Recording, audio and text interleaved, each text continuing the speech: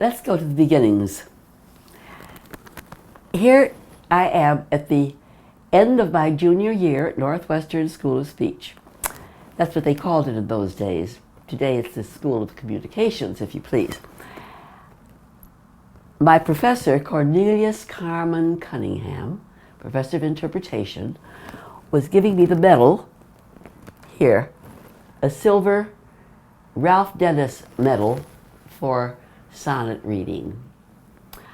I won the contest.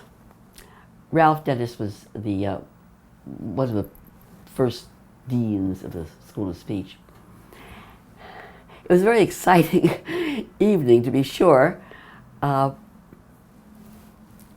I was getting my medal at the awards ceremony, I knew my sweetheart, who was on leave from the Army, was waiting for me outside.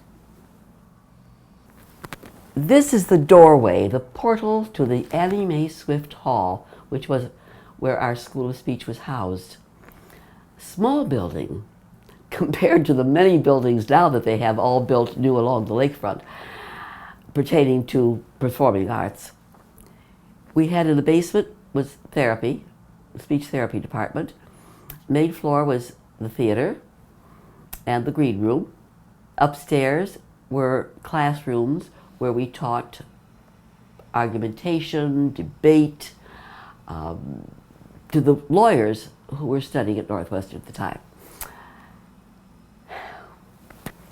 That picture was important to me because when I would approach that door, going to a class where I might have to perform or do some kind of exercise for the class, my heart would be beating faster and I'd have that queasy feeling in my stomach. And it always reminded me of the Wordsworth poem, "My heart leaps up when I behold a rainbow in the sky." And I was thinking, my heart leaps up when I behold that paneled wooden door. Above that is the Joseph Jefferson Award for Best Actress. Right next to it, in the dark photograph, is me playing the part that I won the award for, from a play called Wings. It's a dark photograph, it was a dark play, but I loved being in it.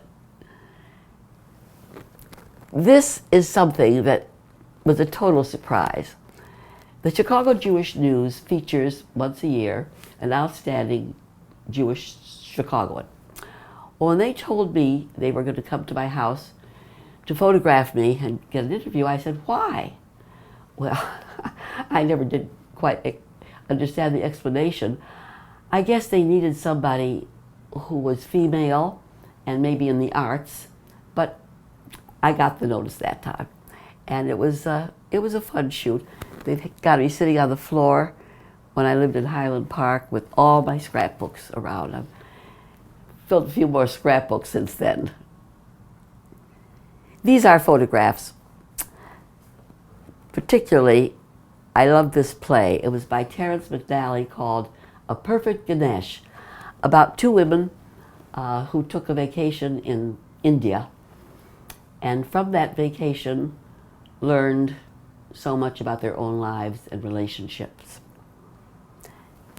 There's the depiction of the god Ganesh in my lap. I think we're giving each other a high five. You've seen this before in my living room. That was my broadcasting job from Waukegan. And here I am, sitting on a stool, reading Henrietta Zold's letters. There was a program on NBC, a Jewish content program. The hostess was a woman called Bonnie. I can't remember her last name.